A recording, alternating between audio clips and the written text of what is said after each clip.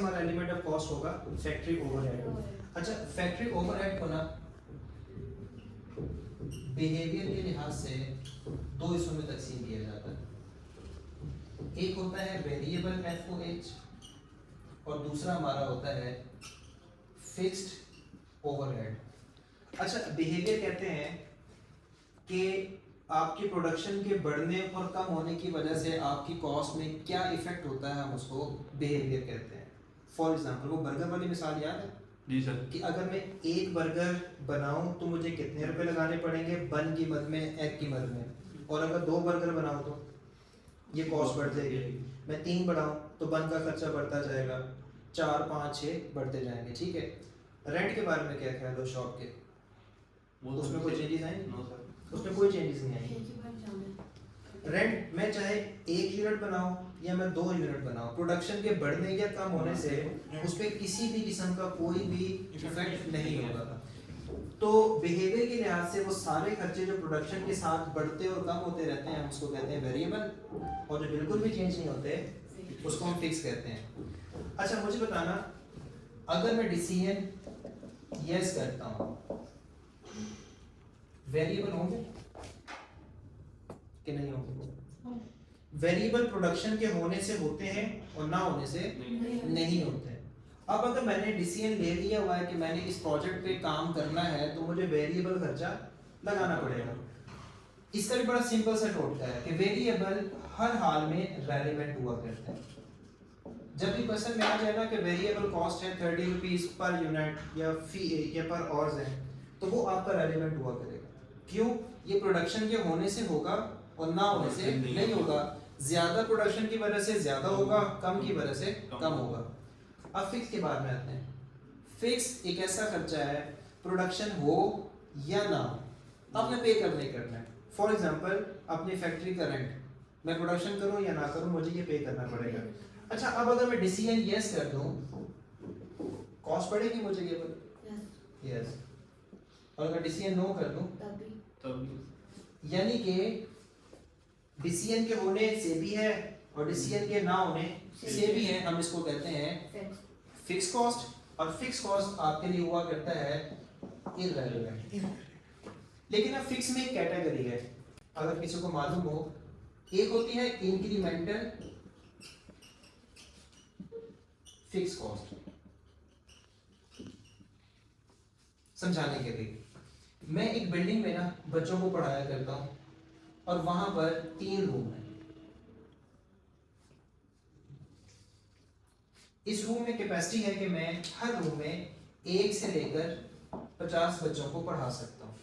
अगर एडमिशन हो गया 61, तो बाकी 11 बच्चे कहाँ जाएंगे? इधर पे आ जाएंगे। अच्छा, यहाँ पे कैपेसिटी है 51 से लेकर 100 तक मैं बैठा सकता हूँ, और अगर मजीद एडमिशन हो जाए तो 101 से लेकर 150 तक करता हूँ। मेरे पास ना इस रूम को हायर करने की कैपेसिटी इस मद में है कि जितने बच्चे होते हैं मैं उतने ही रूम रेंट पे ले लिया करता हूँ। एक रूम का रेंट है 50K, दूसरे का भी 50K है, और ये भी सेम कर लें 50,000 तक मैं इसको पे करूँगा। अगर मेरे पास स्टूडेंट है 45, तो बताना कितना रेंट होगा? सर 50 की होगा, 50,000 में पे करूँगा। और अगर मेरे पास स्टूडेंट हो जाते हैं 71, सर तब भी 50 तब 100 की हो जाएगा सर। सोच लो 100 की होगा सर तब। मैं 1 से लेकर 50 इस रूम में बैठा सकता हूँ। 51 से ऑनवर्ड बैठाने के लिए मुझे एक और रूम को रेंट पे लेना पड़ेगा, तो ये मेरा हो गया 1 लाख। कितना इजाफा हुआ रेंट में? 50 का हुआ, और 50 में इजाफे की जो वजह बनी है ना, वो बनी है 50 से ऑनवर्ड ऊपर की तरफ जाना। ठीक है। अच्छा, अब नेक्स्ट मुझे बताएं, अगर 80 हुआ तो तब भी 100 होगा। तब भी 100 होगा। जी सर। तो जी मेरे पास इस वक्त ना तकरीबन, मैं फाइनल कर लेता हूँ कि 100 स्टूडेंट मेरे पास मौजूद हैं, मुझे पे करना पड़ेगा 1 लाख रुपए। अब अपने गौर से सुनना है, मेरे पास 10 बच्चे मजीद एडमिशन ले सकते हैं, मुझे लग रहा है, लेकिन डिपेंड करता है कि मैंने इनको पढ़ाना है या नहीं पढ़ाना है। पहले कितने बच्चे पढ़े? 100। कितना मैं रेंट पे कर रहा हूँ? 100 लाख मेरा फिक्स है ना। अब जरा गौर करें, अगर मैं इन 10 को मजीद एडमिशन दे दूंगा, मैं इस डिसीजन को मैं यस कर दूंगा, तो क्या ख्याल है अब कितने हो जाएंगे 100 प्लस 1 है क्या मेरा अभी भी फिक्स उतना ही रहेगा नहीं इस 10 के आने की वजह से मुझे ये एक और रूम रेंट पे देना पड़ेगा जिसके लिए मुझे 50 की पे करना पड़ेगा ठीक है और अगर मैं नो कर दूं इनको तो फिर मुझे ये वाली फिक्स कॉस्ट नहीं पड़ेगी तो बच्चों ऐसी कॉस्ट जो किसी खास लेवल तक तो फिक्स रहे उसके बाद अगर प्रोडक्शन को बढ़ा दोगे तो फिर आपके फिक्स कॉस्ट में इजाफा हो सकता है ऐसी कॉस्ट को कहते हैं इंक्रीमेंटल फिक्स कॉस्ट और याद रहे ये उस वक्त आता है जब आप कोई डिसीजन लेते हैं फिर आपकी ये वाली कॉस्ट बढ़ जाएगी और अगर डिसीजन नो कर दो ये वाली कॉस्ट नहीं है तो इस केस में रेलेवेंट कॉस्ट कहते हैं जो डिसीजन के होने से है और ना होने से नहीं है जो फिक्स कॉस्ट इररिलेवेंट होता है ना